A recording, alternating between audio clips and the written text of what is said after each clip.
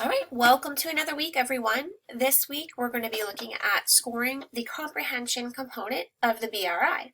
So let's get started. We'll take a look at what this will look like.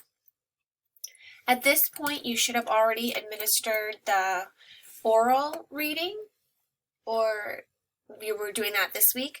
So you're going to, in the same setting that you're sitting down doing the oral miscues, where you're having the student read the passage out loud, you're going to also move into the comprehension after that. You don't want to break the two up and then have the student read the passage and come back days later and do the comprehension. That doesn't make sense. So both of them get done at the same time. All right, so once you do the oral miscues, you want to make sure you take a minute and look over that so we're not pushing the child too far if their oral miscues are so far off. So you'll score your oral miscues briefly, and then you'll continue asking the comprehension questions. Those are found on the next sheet of the scoring booklet. So wherever you find the oral miscues, you look at the next page, and that's going to be your comprehension questions. And remember that you're not putting the questions down in front of this child. You're just going to be asking them yourself. So you'll have the questions in front of yourself while you're asking the student the questions, and they're going to orally respond. Okay, for each passage after the beginning first grade, you'll see 10 questions. One of the samples I gave you this week, I think, included a beginning first grade, so it only has 5 questions. Most of the ones you'll use have 10.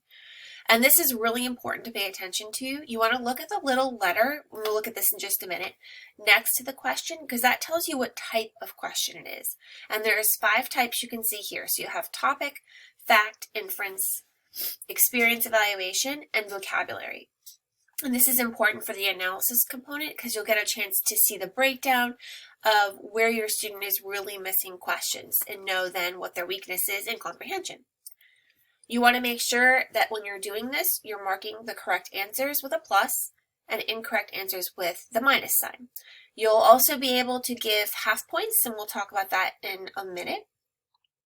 You're going to count the number of questions missed, and then there's a box at the bottom of the scoring sheet where you'll fill that in, and that will help you to determine the reading level, the comprehension level.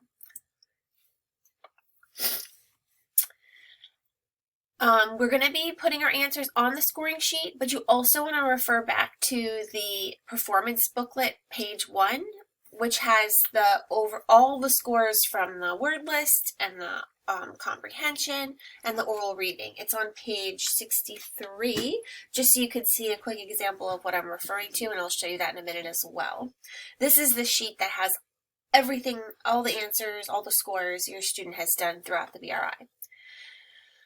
If you noticed in the oral last week, I did not mention the reading rate. So we're skipping reading rate and retelling for this semester.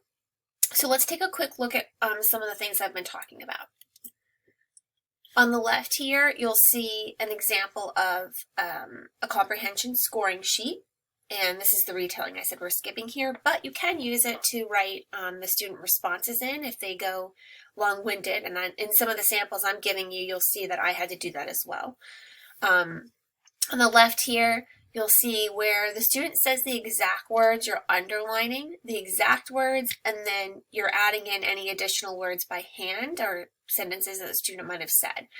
So this one in this, what is the story about? They must have said a skateboarder, and then end a mystery. So this student got full credit for that. If they don't answer correctly, so here, what did the mystery person look like? They just said ordinary, but in the text they gave details, so the student needed to provide details in order to get the answer correct, right? And this is also important that you want to make sure you're writing down the student's exact words, and that's why videotaping or audio taping is really important. I myself had to stop a lot and pause to catch all the words the student was saying when I went back into the audio of the recording. Again, anywhere you see the line underneath, that's the exact words that the student said to answer the question. And let's see if we have any half points. I don't have any half points here, but we'll talk about half points in a minute. At the bottom of the page, you see where it says questions missed. You'll fill that in there. And then you'll look over to the chart to decide and determine what the student's comprehension level is. This is the performance booklet sheet that I was mentioning. So this is where you should be recording all of the oral reading scores here. Word list here, the oral here, and the comprehension here. We're skipping the reading rate. And then we're going to talk about this coming up next week. General observations, those of you who have students, please use this and fill it out. If you don't have your own student and you're just using my audio files, then that's a little harder to be able to do. And we will be talking about this next week as well, after we've finished doing all of our assessments for the BRI. Okay, so a couple more points that I wanted to make. They don't always match up, right? So you might not see the same oral score that you'll see for the comprehension score, and that's normal. And that's why we're using the performance booklet page to kind of get the big picture of what the student scored. They might be like an independent level in one, like the oral, and then instructional level in the comprehension. And this is where that big picture is important, because we're going to step back and really consider all of what we've learned about the student to determine those levels. But at the same time, if the student has frustration with their comprehension passages, then that's kind of where we want to stop, right? We don't want to push them to the point where it's beyond frustration. And sometimes this can be a call too, like I think the one I did with Lena, maybe it's the one that we're in here. I just knew it was just too hard. She hit the instructional / frustration, but at that point it was time to call it frustration, because she was not able to rely on her own remembering of the passage. Okay. If the student is at the independent instructional level, you're always going to continue the test, because we do want to know when they hit frustration, right? Okay, and let's see, a couple more points. The answers are underneath the question, and those are the answers that the student should be giving. So if they deviate very far from the answers that the booklet's giving you, then you're going to have to mark that as a minus. And I use the neutral probes with Lena sometimes, because she gave me like a very simple one-word answer when I asked her what the passage was about. So I did have to say something like, can you tell me more? What else?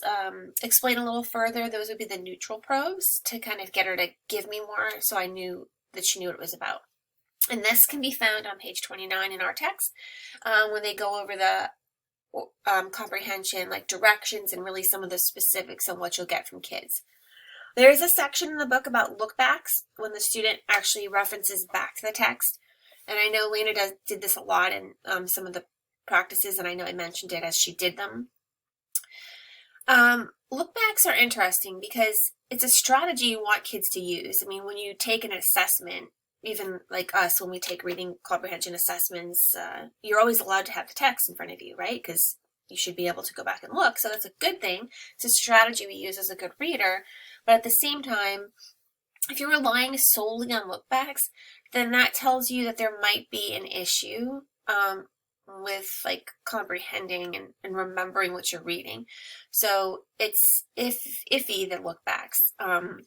They say the text references that in general, a lookback should only get half credit because of the fact they're relying to look back on the text. But again, you can kind of feel it out to see there is some individual interpretation when you do these assessments, and when you get the big picture of the student across all the different tests, like the word list and the oral and the comprehension, that's when you kind of make some of those decisions. So see what happens when you're giving your test, and if you have questions that pop up along the way, just shoot me an email, and hopefully I can help you to understand how to score that particular passage or question.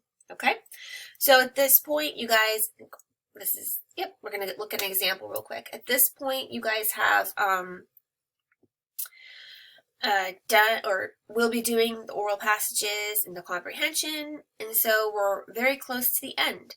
I'm going to give you an example to look at of the comprehension scoring, and then you're off and on your own. You have practice this week, and after that, you can really get started on just finishing up your own student, or I've updated the files for the 3rd grader and 6th grader in Canvas, so you can go back and use those to finish up administering the BRI.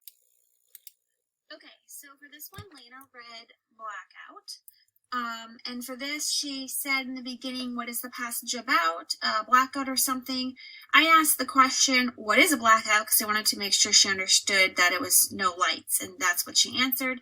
So I gave her full credit for that. What relaxed Anthony? She said exactly the soft buzz of the computer. What was Anthony working on for his employer? She said a report. Where did the story take place? She said his house, and that was an incorrect answer. It should have been the office building or the specific city, so that's minus. Who guided the employees down the stairs? I don't think she really knew this one. I think she went back and read it, so it was like a personnel guided the employees down. I gave her half credit for that because I just don't feel like she knew what she was reading. She just read it. Who announced that it was safe to enter the building? Police chief. So I also want to go back to 5 for a minute. There is a little bit of leeway. I mean, you can kind of you can hear how your child is responding and kind of understand whether or not they feel like they understood it or really did not, and throw a question in there if you're not sure about their answer. That's okay. How long did the workers wait before they heard all clear? An hour, she said. What time of day do you think the story took place? Again, she said afternoon, but I really felt like she was just guessing because she didn't give me any clues or anything to explain why it would have happened in the afternoon. So I gave her half credit again. How do you think you would feel if you were in a large building? This was a logical answer. She said scary, depending on what the room I'm in, if it doesn't have windows. And then lastly, the word observer. She did not know that. She said that, and that was minus. So if we add up our tallies, she missed 1, 2 whole ones, and then 2 halves would be 3. And that would put her at the instructional frustration level. So at this point, you would think you would go back and look at your word list, your oral, and decide where they scored there, and then look here. And if both of them were like on the verge of frustration, then we might call it here and leave it at frustration. If the other one was more instructional independent, if the oral was more instructional independent, and this was here, we might go on 1 more. Okay.